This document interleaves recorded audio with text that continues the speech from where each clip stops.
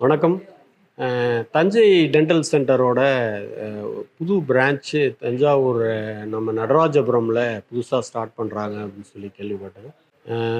First of all அந்த Thanjai dental சென்டரோட chief doctor Rajmohan and doctor Rekha Rajmohan அவர்களுக்கு என்னுடைய மனமார்ந்த வாழ்த்துக்களை தெரிவிச்சுக்கிறேன். ஏற்கனவே பார்த்தீங்கன்னா, தஞ்சை டென்டல் சென்டர் அவங்கள பற்றி ஃபியூ வேர்ட்ஸ் கண்டிப்பாக சொல்லி ஆகணும்.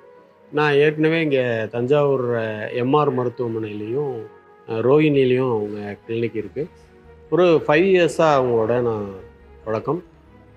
ஆரம்பத்தில் நான் ஃபஸ்ட் டைம் போகும்போதே அவங்கள்ட்ட ஒரு ட்ரீட்மெண்ட்டுக்காக போயிருந்தேன், டென்டல் ட்ரீட்மெண்ட்டுக்காக.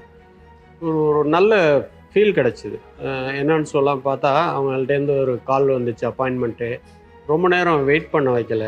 அப்புறம் டாக்டரோட டயக்னோசிங் இருக்கு இல்லையா, நமக்கு என்ன பிரச்சனைங்கிறத கரெக்டாக கண்டுபிடிச்சி டயக்னோஸ் பண்ணி அதற்கான ட்ரீட்மெண்ட் கொடுக்குறது அப்படிங்கிறது கொஞ்சம் அட்ராக்டிவாக இருந்துச்சு. அப்புறம் அந்த ட்ரீட்மெண்ட்டு மட்டும் இல்லாமல், ட்ரீட்மெண்ட் முடித்ததுக்கப்புறம் ஒரு ஃபாலோ அப் இருக்கு இல்லையா, அது ஒரு ஒரு அந்த கேர் ஒரு பயங்கர ஃபீலாக இருந்துச்சுங்க உண்மையிலுமே. நான் இதை வார்த்தையில் சொல்ல முடியாது. நீங்கள் ஒரே ஒரு தடவை தஞ்சை டென்டல் சென்டர் போயிட்டு வாங்க. நீங்கள் முடிச்சுட்டு வந்ததுக்கப்புறம் உங்களுக்கு ப்ராப்ளம் சரியாயிடுச்சா, ஏதாவது தொந்தரவு இருக்கா, மாத்திரையில் சைடு எஃபெக்ட் இருக்கா அப்படின்லாம் ஃபோன் பண்ணி கேட்குறாங்க. இந்த மாதிரிலாம் நான் எங்கேயுமே கேட்டு பார்த்ததில்ல.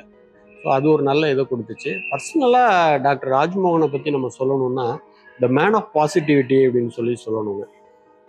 என்ன சுச்சுவேஷன், என்ன ஒரு விதமான சிக்கல், ஒரு நெருக்கடியான சூழல்னாலும் அவருடைய அந்த பாசிட்டிவ் இதுலேருந்து மாற மாட்டார். ஒரு பாசிட்டிவிட்டிங்கிறது எப்பொழுதுமே நம்ம பார்க்க முடியும்.